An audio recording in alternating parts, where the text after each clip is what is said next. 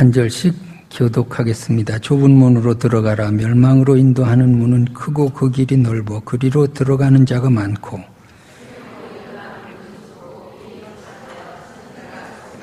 거짓 선지자들을 삼가라. 양의 옷을 입고 너희에게 나오나 속에는 노략질하는 일이라.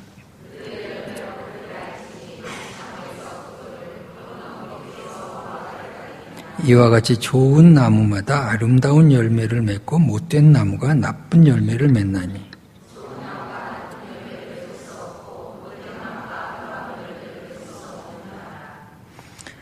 아름다운 열매를 맺지 아니하는 나무마다 찍혀 불에 던져지느니라. 나더러 주여 주여 하는 자마다 다 천국에 들어갈 것이 아니요 다만 하늘에 계신 내 아버지의 뜻대로 행하는 자라야 들어가리라.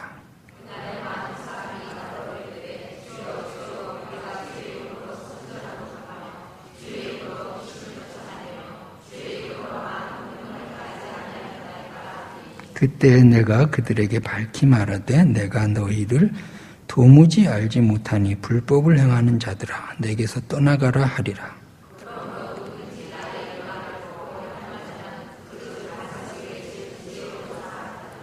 비가 내리고 창수가 나고 바람이 불어 그 집에 부딪히되 무너지지 아니하나니 이는 주추를 반석 위에 놓은 까닭이요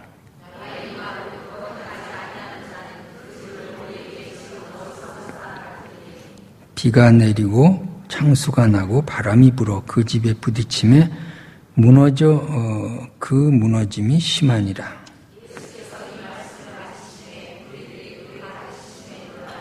이는 그 가르친 것이 권위 있는 자와 그들의 서기관들과 같지 아니함이라. 아멘.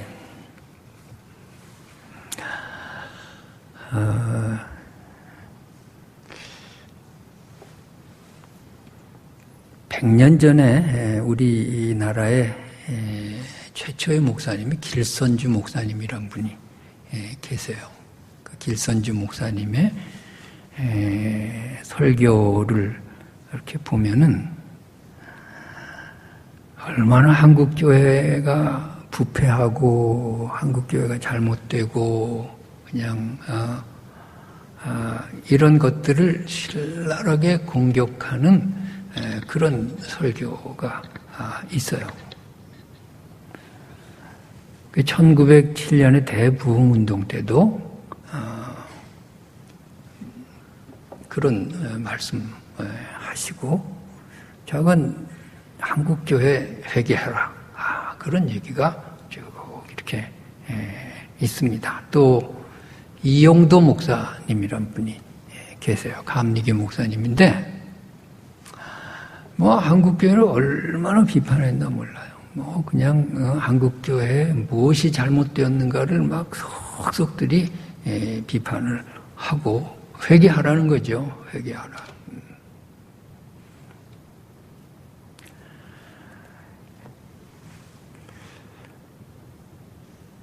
그런데 100년이 지난 지금 그 설교가 그대로 적용될 수 있어요.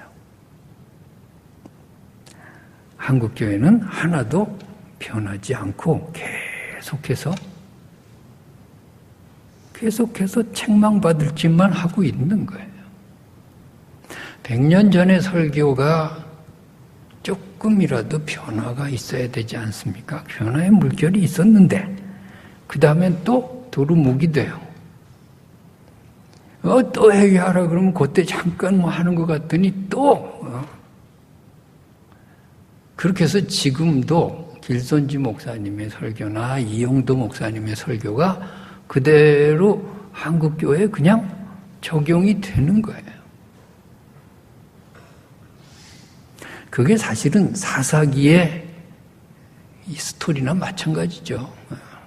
그냥 사사들이 회개하라고 얼마나 외쳐댔어요. 그때만 반짝하다가 그 다음에는 또 그냥 죄짓고 또 잘못 나가고 또 매맞을 짓 하고 그러다 또 하나님이 사사를 보내서 또 회개하라 그러면 또 잘못했다 그러고, 여기다 터지면 또 잘못했다 그러고, 그 다음에 이제 또, 똑같이, 그렇게 죄 짓고 사는 거죠.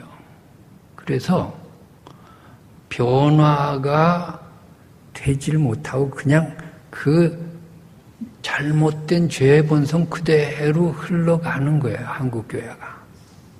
더 나아지지도 못하고 점점 더 악해지고 점점 더 죄악의 길로 가고 점점 더 하나님과 멀어져 가고 점점 더 매맞을 짓만 하고 이렇게 해서 이제 이거 어떻게 해야 되나? 한국교회 이제 어떻게 해야 되나? 이제 자정 능력 자체가 없는 것이 아닌가? 뭐 스스로 어떻게 정화하거나 뭐 이렇게 안에서 반성이 일어나서 뭐가 정말 주님의 몸된 교회로 나서거나 이럴 가능성이 거의 없는 것이 아닌가 할 단계까지 와 있는 거예요. 자, 여기서 하나님의 무슨 큰 역사가 이제 하나님의 큰 손길이 있지 않으면 한국 교회는 이제 암담한 그런 전망밖에는 지금 내놓을 수가 없어요. 그래서 브레이크가 고장난 자동차가 비탈길로 지금 내리닫는 그런 모습이 아닌가 그렇게 걱정하고 있습니다. 그럼 교회만 그러냐? 그렇지 않습니다.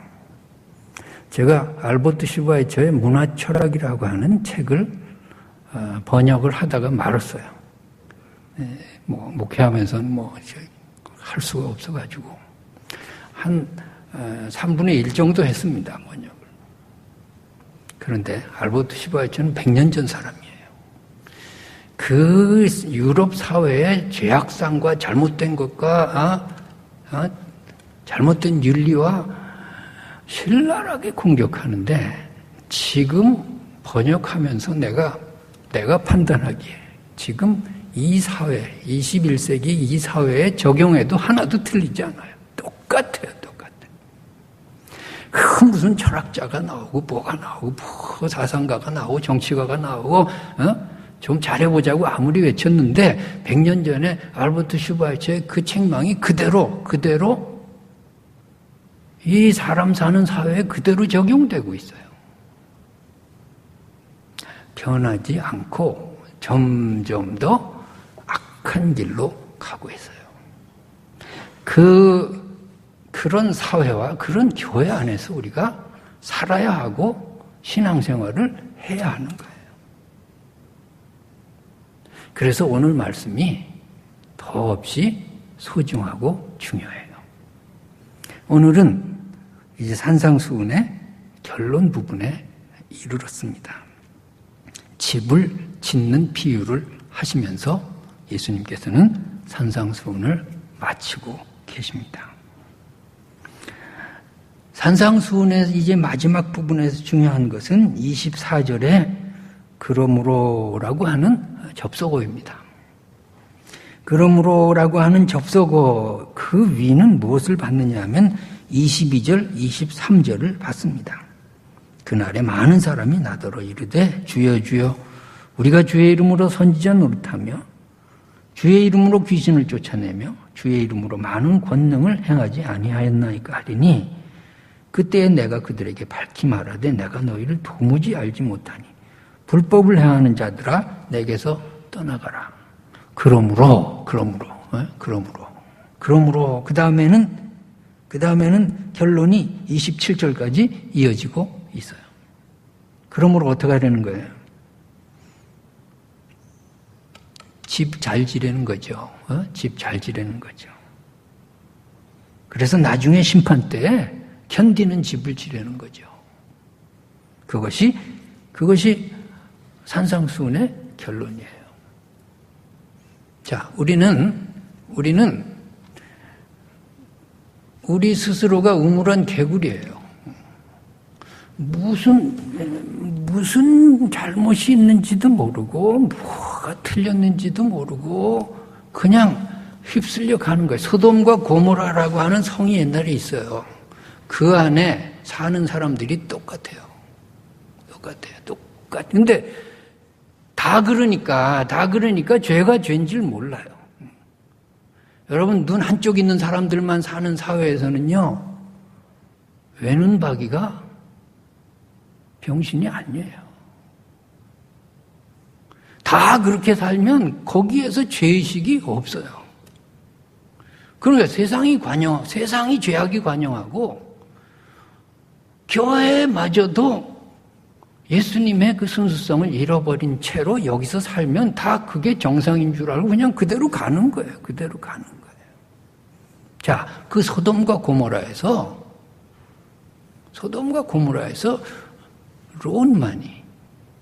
롯만이 그래도 하나님 말씀 지키면서 살았어요. 몇 사람이 그랬다고요. 그런데 의인 10명을 못 찾아가지고 멸망하는 거죠. 그러니까 여기서 하나님께 촉각을 곤두세우고 정말 이것이 아니다라고 해가지고 그 죄악된 세상에서 올바르게 하나님 믿고 하나님 말씀대로 살려는 사람이 10명도 안 됐어요. 그게 멸망을 당하는 거예요. 그럼 지금 우리 사회에 10명이 있을까? 10명이 있을까? 우리가 정신 바짝 차리지 못하면 우리는 그냥 똑같이 여기 있는 똑같이 주의 이름으로 선지자 노릇하고 귀신 쫓아내고 권능 행하고 그러면서 그냥 이게 잘못된지도 몰라. 근데 마지막에는 어떻게 해요? 내가 너희를 도무지 몰라. 주님이 내가 너희를 도무지 모른다. 불법을 행하는 자들아. 언제 우리가 불법을 행했나요? 언제 불법을 행했느냐? 그런데 불법을 행하는 자들아, 나는 너희를 도무지 모른다. 그러면 이게 뭐냐고요? 이게 뭐예요? 우리가 무엇 때문에 신앙생활하고 무엇 때문에 믿고 무엇을 위해서 산 거죠? 우리는 지금 내가 의식이 없다고 잘못 나가지 않는 것이 아니에요. 그냥 다른 사람하고 똑같이 한다고 우리가 그냥 하나님 눈에 합격되는 것이 아니에요. 우리의 신앙적인 촉각이 세상에 동화되지 말고 하나님의 말씀에 항상 머물러 있어야 되겠습니다. 하나님의 말씀에 머물러서 하나님의 이 정말 탕류가 흐르는 속에서 우리가 살지만은 하나님의 말씀은 무엇을 말씀하고 계신가? 나에게 요구하는 바는 무엇인가? 이 교회에 요구하는 바는 무엇인가? 이 사회에 하나님은 무엇을 세우려고 하시나? 그런 것을 정신 똑바로 차리고 소돔과 고모라 같은 세상에 살지만은 정신 똑바로 차리고 우리가 하나님의 뜻을 분별하고 그 뜻대로 살아가는 사람들이 되어야 하겠습니다. 우리의 신앙생활의 목표가 무엇일까요? 이 땅에서 잘 먹고 잘 사는 것이 아니라는 거 알고 있어요. 이 땅에서 박수 받고 이 땅에서 무슨 이름 나고 아니라는 거 알면서도 그쪽으로 자꾸 휩쓸려요. 왜? 육신이 죄악되기 때문에 그래요. 이 육신적인 욕망이 있거든요. 귀신을 쫓아냈어요. 그런데 그것이 하나님의 뜻대로 한 거냐? 그것을 묻지 않아요. 그냥 귀신 쫓아나고 권능을 행하니까 사람들이 박수치고 그냥 영웅 대접하니까 거기에서 자기 반성이 없다고요. 자기 반성이 없다고요. 박수를 받아도 사람이 박수를 쳐도 나는 하나님 앞에서 물어야 돼요. 하나님 내가 잘했습니까? 하나님 내가 잘못한 건 없나요? 하나님 보시기에 나는 누군가요? 그렇게 물어서 거기서 하나님의 답을 얻어야 되겠습니다. 근데 그런 반성이 없어요. 교회가 작을 때는 정말 순수해요. 교회가 작을 때는 정말 초대교회 같아요. 근데 점점 커지면서 왜곡되고 잘못돼요. 그래가지고 소위 한국의 큰 교회들이라는 교회마다 다 문제가 있어요. 언제 그렇게 됐을까요? 모르죠. 손톱이 언제 자라는지 아나요? 머리카락이 언제 자라는지 아나요? 네? 몸에 때가 언제 들러붙는지 아나요? 어떻게 하다 보니까 그렇게 됐어요. 왜? 매일 묻지 않아서 그래요. 하나님, 올바르게 한 겁니까, 제가? 하나님 보시기에 어땠습니까? 묻지 않았어요. 묻지 않고 점점 몸집이 불어났어요. 내가 너희를 도무지 모른다. 그래 버리면 그게 무슨 교회입니까? 우리가 예수 처음 믿을 때는 너무 순수했어요.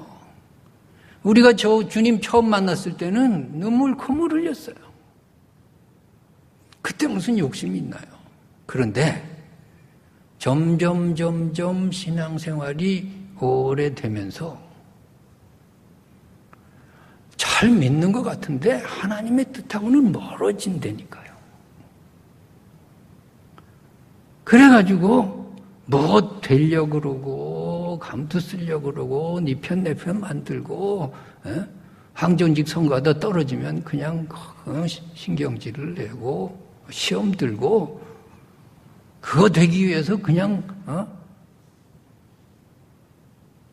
그게 뭐죠? 순수한 데서 멀어졌어요. 순수한 데서 멀어졌어요. 한참 멀어졌어요. 불법을 행하는 자들아, 너희를 도무지 모른다. 말씀을 들으면서도 우리는 묻지 않아요. 하나님, 내가 올바르게 행했나요? 하나님, 오늘 이번 주에 내가 제대로 했나요? 박수 소리 다 분리치고 하나님, 나 좀 판단해 주세요. 뭐 감투 쓰고 안 쓰고 되고 안 되고 그런 거 중요한 게 아니잖아요. 예? 하나님, 내가 제대로 했습니까? 하나님, 주님께서 저를 책망하지는 않을까요? 묻지 않았어요. 그거 좀 뒷전에 하나님 잠깐만 계십시오. 무조건 되고 보자는 거죠. 무조건. 예? 그러면서 합리화시키고 또 합리화시키고 그러면서 여기까지 오다가 보니까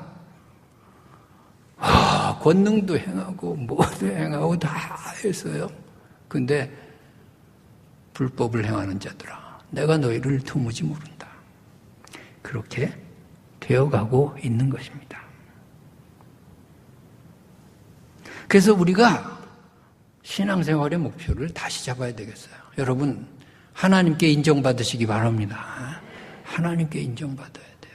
하나님께 인정받는 것이 그것이 내 신앙생활의 목표예요. 사람이 다 내 편을 들어준데도 하나님 편이, 하나님 난 너 몰라 그러면은 그건 끝장이에요. 끝장이에요. 그 무슨 의미가 있어요 도대체? 예?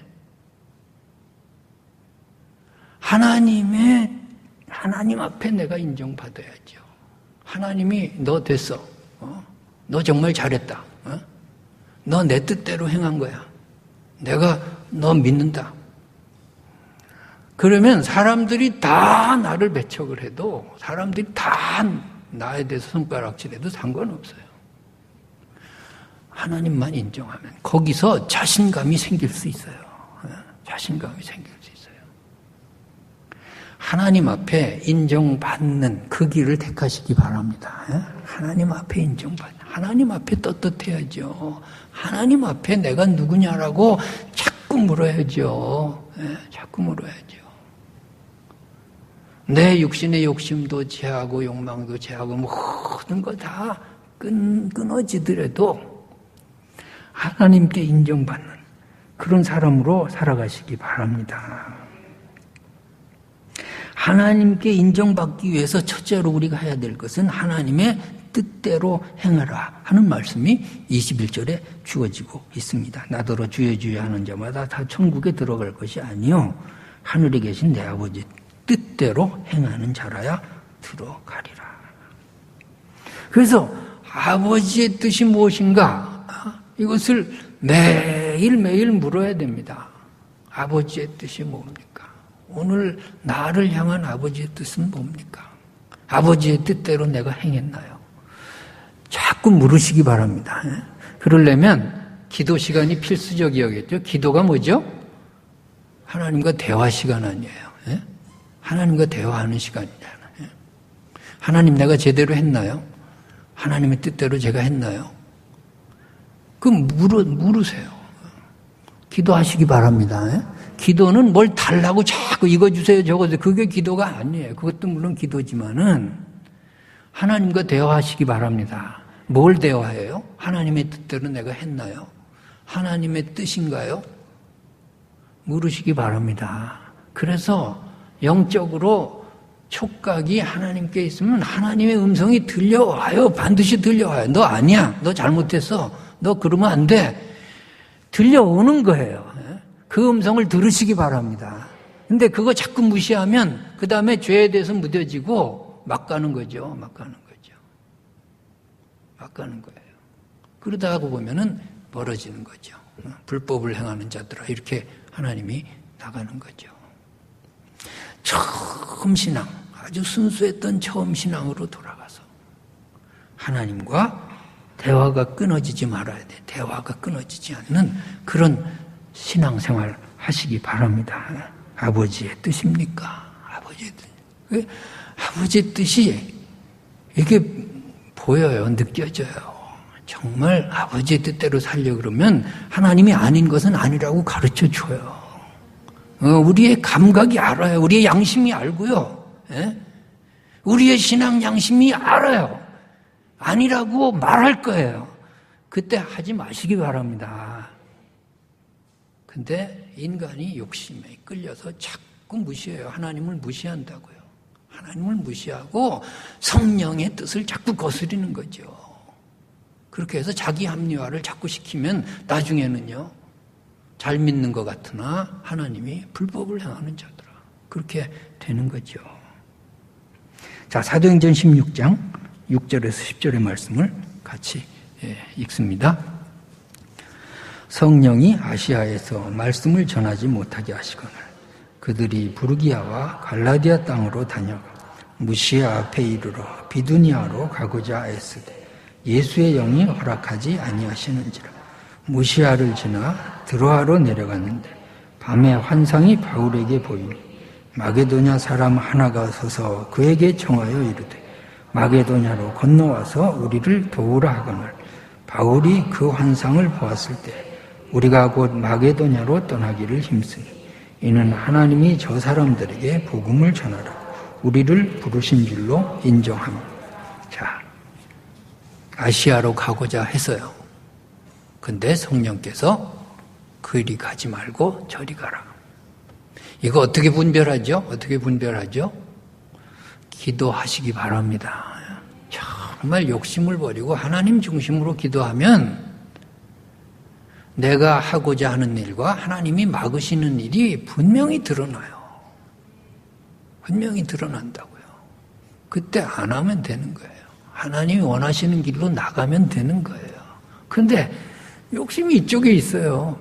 이쪽에 마음이 더 써요. 이쪽으로 가고 싶어요. 하나님 잠깐만 계세요. 여기가 더 좋은 것 같아요. 하고서 가는 거죠. 그렇게 가는 거예요. 아시아로 가지 마라. 그리고 마게도냐로 가는 거죠. 마게도냐로 가는.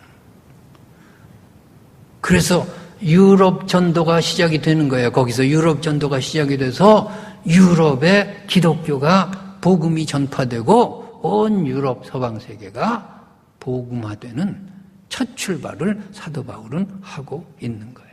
내 뜻과 하나님의 뜻이 다를 때 기꺼이 하나님의 뜻에 순종하시기 바랍니다. 그러려면 내가 욕심을 버려야 돼요. 욕심을 버려야 되고 내가 확정된 플랜이 없어야 돼요. 내가 이거 하겠다는 야심이 없어야 돼요. 그냥 하나님 원하시는 대로 내가 움직입니다. 라고 하는 그런 순수한 처음 신앙으로 내가 무장하면요. 사도 바울처럼 포기할 걸 포기할 수 있어요. 버릴 걸 버릴 수 있고요. 방향을 전환할 수 있어요. 방향을 전환할 수 있어요. 저는 독일에서 유학한 후에 93년에 귀국하면서 그렇게 기도했습니다. 하나님, 학교를 먼저 가지 않고 목회를 하겠습니다. 제게 목회할 교회를 주십시오. 그리고 왔어요. 제 목표는 첫 사역을 목회하는 거였습니다. 그런데 한 교회가 있긴 있었는데 가지를 못하게 됐어요. 여러 가지의 사정 때문에. 그 뒤로 나를 오라는 교회가 하나도 없었어요. 목회를 위해서 계속 6개월을 기도했습니다. 6개월 동안 나는 2월 달에 귀국해서 실업자로 살았어요. 애 둘 데리고 우리 동선의 집에 얹혀 사는데 그거 참 못할 짓이더만. 용돈까지 타다 써야 되니까. 하나님, 내가 큰 교회 원하는 거 아닙니다. 작은 교회라도 주십시오. 뭐 농촌이면 어떻습니까? 하나님 목회 먼저 시작하고 첫 시간, 내 사역의 첫 시간 11조처럼 목회 먼저 하겠습니다. 내가 욕심이 나서 목회하자는 거 아니에요. 순수했어요. 그러면 하나님이 해 주셔야 될 거 아니에요. 그런데 없어요. 하나님 답이 없어. 없어요. 그리고 광주에 있는 호남신학대학에서 날 보고 교수로 오라고 계속해서 청이 와서요. 그래서 난 이 핑계 저 핑계 왜? 나는 목회하고 싶으니까 처음에 이 핑계 저 핑계 되는 거예요. 그런데 계속해서 목회의 길은 막히고 학교는 무조건 오라는 거예요. 전임 강사도 아니고 조교수로 모실 테니까 오라는 거예요. 그래도 미적거리니까 6월 달에 나보고 특강을 오래요.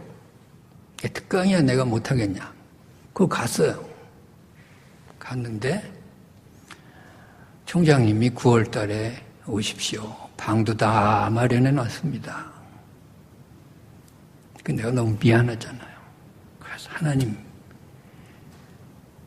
하나님의 뜻입니까? 여기 보니까 내가 너무 집착했어요. 목회에 너무 집착했어요. 이거라고 내가 정해놓고 기도를 했어요. 여기 보니까 하나님은 학교 먼저 가라. 그렇게 하시는 것 같아요. 내가 욕심을 버리고 집착을 버리니까 하나님의 음성이 들리는 것 같아요. 학교 먼저 가라는 음성이에요. 그래서 순종하는 마음으로, 내 의지와는 다르지만 순종하는 마음으로 갔어요. 거기서 2년을 교수 생활을 했어요. 2년 반 나는 하나님의 뜻을 몰랐어요. 왜 하나님은 내 목회의 길을 막으시나 몰랐어요. 2년 반 지난 후에 그 지역의 최고의 교회, 역사가 100년이나 된 모교회, 광주제일교회가 저를 청빙을 했어요. 그 지역은 호남 사람 이외에는 될 수가 없어요. 타 지역 사람인 내가 그 교회 청빙 대상도 아니에요. 그런데 하나님은 비상한 방법으로 그 교회 장로들 아는 사람 하나도 없어요. 24명의 장로 중에 내 설교를 들은 사람은 광주기독병원 원장이셨던 그 허장로님이란 분 한 분 계세요. 내가 금요일마다 성경 공부를 해줬으니까. 그 외에는 내가 아는 사람이 없어요. 그러나 그 교회 청빙이 되고 나는 그것이 기도의 응답이라고 생각하고 갔어요. 사람들이 말리더라고요. 학교가 편한데 왜 학교를 버리고 목회를 가려고 그러니 가지 말라고. 그 교회 보통 깐깐한 교회 아니라고. 그러면서 가지 말라고. 나는 기도의 응답이라고 생각했어요. 그래서 갔어요. 근데 하나님이 2년 6개월 기다리려는 거였지 응답이 없는 건 아니었어요. 내 순서와 하나님의 순서는 달랐어요. 그리고 지금 보면 하나님의 판단이 옳았어요. 왜? 준비하라는 거죠. 준비하라는 거죠. 여러분, 하나님 앞에서 하나님의 뜻을 물으시기 바랍니다. 저는 지금도 하나님의 판단이 옳았다고 100번을 고백합니다. 하나님 판단이 옳았습니다. 하나님은 제 일평생의 플랜을 다 가지고 차근차근 풀어주셨어요. 여러분, 하나님 믿으시기 바랍니다. 하나님 믿어야 돼요. 하나님의 뜻대로 움직여야 돼요. 내 욕심을 버리고 하나님의 뜻대로. 어떤 때는 아쉬울 때도 있고요. 어떤 때는 미련에 남을 때도 있고, 어떤 때는 원망스러울 때도 있고, 하나님 왜 이러십니까? 이렇게 튀어나올 때도 있지만, 그러나 하나님의 뜻을 따라가면 손해보지 않을 줄로 믿습니다. 손해보지 않는 거예요. 않는 거예요. 하나님의 뜻이 무엇인가를 자꾸 물어야 돼요.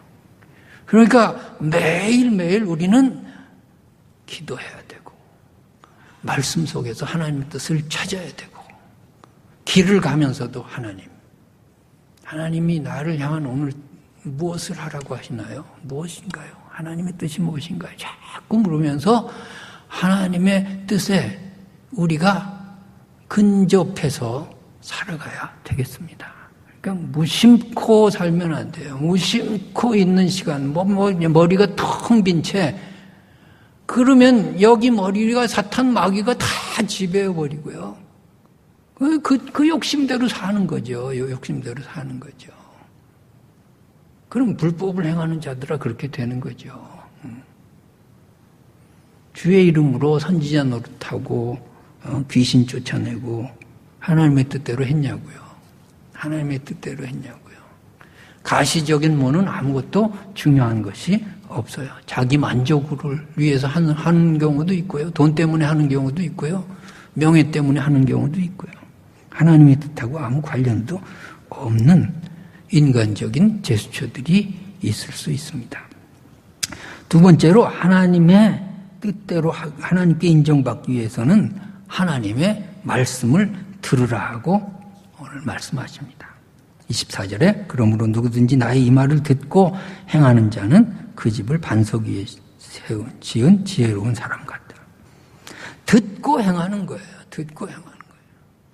하나님의 말씀, 하나님께 인정받기 위해서는 하나님의 뜻대로 행해야 되는데 하나님의 뜻을 어디서 발견하느냐? 들으라는 거예요. 말씀을 들으시기 바랍니다. 말씀 듣는 기회에 빠지지 마시기 바랍니다. 말씀 듣는 기회를 사랑하시기 바랍니다. 그래서 듣고 행하는 거예요. 듣고 행하는 거예요. 우리 로마서 10장 16절 17절의 말씀 같이 읽습니다. 그러나 그들이 다 복음을 순종하지 아니하였다. 이사야가 이르되 주여 우리가 전한 것을 누가 믿었나이까 하늘. 전한 것을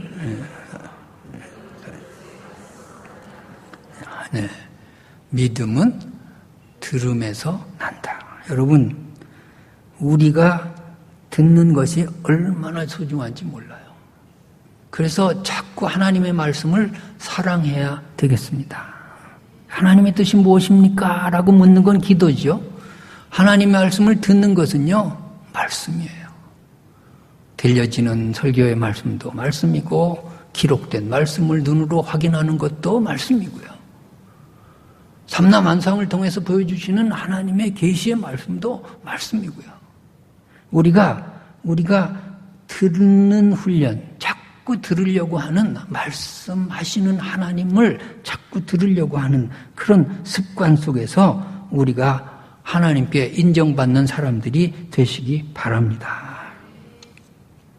자, 여기서 듣는다는 건 물리적인 들음이 아니에요. 영적인 깨달음을 가지라고 하는 거예요. 영적인 깨달음을 가지라고. 성경은요, 100번 읽어도요, 깨닫지 못하면 그냥 인쇄물이죠. 인쇄물이에요.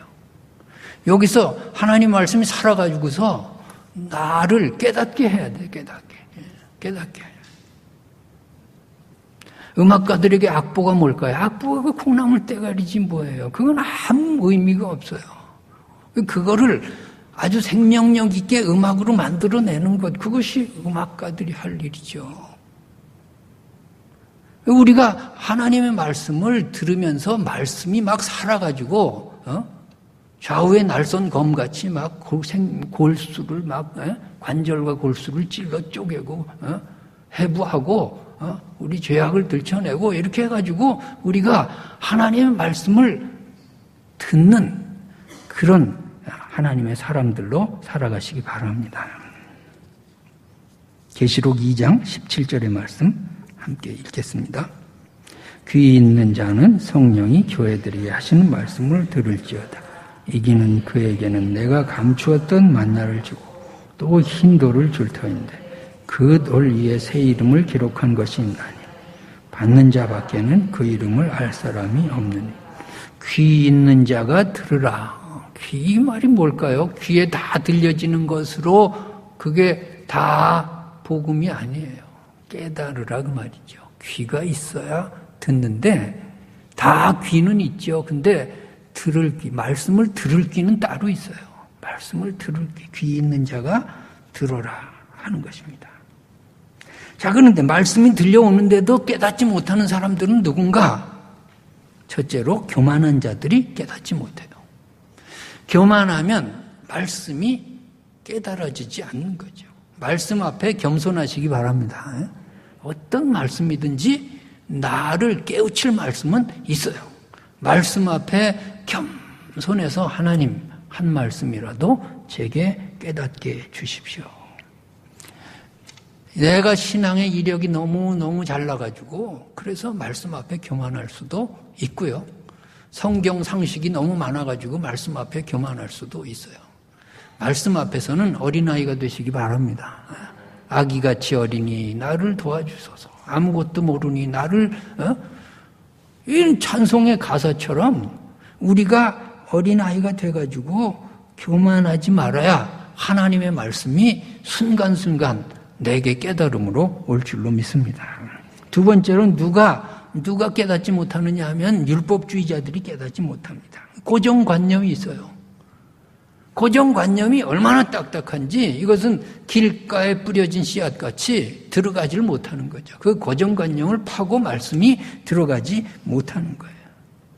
옥토 같은 마음으로 내가 자꾸 성령의 단비로 밭을 일구어야 돼요. 밭을 일구어서 말씀이 쏙쏙 들어가도록 그렇게 여러분 마음밭을 만들어 가시기 바랍니다.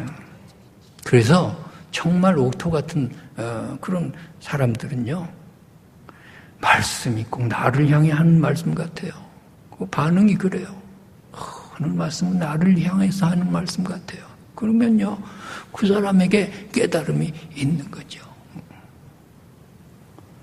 우리가 율법주의자가 돼서 고정관념에 딱딱한 길가 같은 마음으로 말씀을 대하면 깨닫지 못하는 것입니다. 또 세 번째로 세상 염려와 근심이 가득한 자들에 깨닫지 못하는 거죠. 말씀을 들으면서도 머리가 복잡한 사람들이 있어요. 말씀이 들려오는데도 집중이 안 돼요. 왜? 빚진 거 어떻게 갚나? 남한테 돈 빌렸는데 못 받은 거 어떻게 받나? 애 대학 떨어졌는데 저 녀석 어떻게 사나? 취직 안 돼서 어떻게 하나? 결혼 안 된 노총각을 저거 어떻게 하나? 그런 걸로 그냥 복잡해요, 복잡해. 여러분, 말씀 듣는 시간에 세상의 근심과 염려, 모든 걸 다 내 마음에서 추방시키고 내 머리에서 그냥 비우시기 바랍니다. 염려, 근심, 그러면서 이거 바보야 아무런 깨달음이 없어요. 말씀에 집중하려면 다 내려놓고. 그게 다 내일에 대한 염려 아닌가요? 오늘 당장 일어난 일은 아니에요. 그래서 내일 염려를 내일 하라 이렇게 말씀하시지 않아요. 내일 염려는 내일 하시기 바랍니다. 지금 말씀에 집중하면요. 그러면은 내일 살아갈 수 있는 영적인 지혜도 얻을 거예요. 그 다음에 깨닫지 못하는 사람은 교회 나오는 목적이 다른 데 있는 사람들은 말씀을 들어도 깨닫지 못하는 거예요. 말씀 듣는 것이 목적이 아닌 사람들이 있어요. 교회 왜 나오나? 봉사하러 나오는 사람들도 있고요. 사교하러 나오는 사람들도 있고요. 정치하러 나오는 사람들도 있고 그냥 습관적으로 나와 앉아 있는 사람들도 있어요. 말씀에 대해서 집착하시기 바랍니다. 죽기 살기로 말씀을 들으시기 바랍니다. 그러려면요, 자연히 말씀 듣는데도요, 앞자리를 사모하게 돼 있고요, 말씀 듣는데도요, 내가 잘 들리는 곳에 앉게 돼 있고요, 말씀 듣는데도요, 그냥 시선이 집중이 가고요, 어쨌든 간에 말씀으로 내가 그냥 얻겠다, 무엇을 얻겠다라고 하는 그런 집착력, 말씀에 대한 강한 집착력, 이런 것이 우리에게 있어야 하겠습니다. 그래서 깨달아야, 말씀을 깨달아야 우리가 하나님께 인정을 받을 수 있습니다. 그리고 이제 말씀을 하나님께 인정받기 위해서는 반석 위에 서라고 말씀하십니다. 반석 위에 집을 짓는 것 같이 그렇게 반석 위에서 살아가라 하는 것입니다. 자, 반석은 뭘까요? 예수 그리스도가 반석인 것을 우리가 압니다. 우리 시편 31편 3절의 말씀 함께 읽습니다. 주는 나의 반석과 산성이시니 그러므로 주의 이름을 생각하셔서 나를 인도하시고 지도하라. 구약시대에는 하나님을 반석이시라 이렇게 하셨어요. 주는 나의 반석이. 고린도전서 10장 1절에서 4절 말씀 함께 읽습니다. 형제들아 나는 너희가 알지 못하기를 원하지 아니하노니 우리 조상들이 다 구름 아래 있고 바다 가운데로 지나 모세에게 속하여 다 구름과 바다에서 세례를 받고 다 같은 신령한 음식을 먹으며 다 같은 신령한 음료를 마셨으니 이는 그들을 따르는 신령한 반석으로부터 마셨으니 그 반석은 곧 그리스도. 반석 위에 서라는 것은 그리스도 위에 서라고 하는 것입니다. 우리의 생활과 생각과 마음가짐과 신앙 모든 것이 예수 그리스도라고 하는 반석 위에 집을 짓듯이 그렇게 해야 하나님께 인정받는다 하는 것입니다. 우리 신앙의 집을 어디에 짓고 있습니까? 반석 위에 짓지 아니하면 모래 위에 지은 집같이 나중에 심판 때 다 무너지고 만다 하는 것입니다.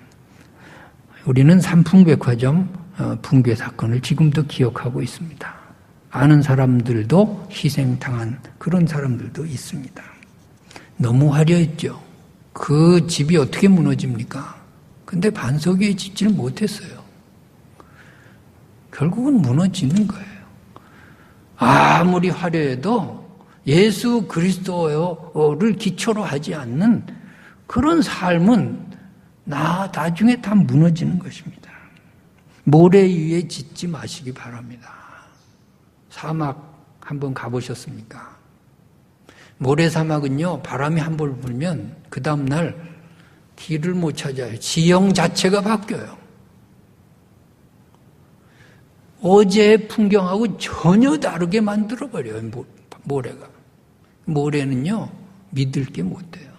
모래 위에 집을 지어봐야 다 무너지고 말 것입니다. 예수 그리스도, 영원히 변치 않으시는 우리의 구세주, 예수 그리스도를 기초로 우리가 살아가야 할 것입니다. 우리가 신앙의 집을 지을 수 있기를 바랍니다. 그래서 변치 않는 예수 그리스도 안에서 내가 하루하루 집을 짓는 사람처럼 그렇게 차근히 내가 살아가서 하나님의 나라에 갈 때까지 우리의 신앙의 집이 잘 지어지는 귀하고 복된 여러분들 되시기 바랍니다. 기도하겠습니다.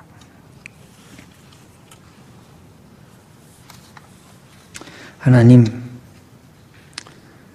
우리 모두가 집을 짓는 사람들이라고 했습니다.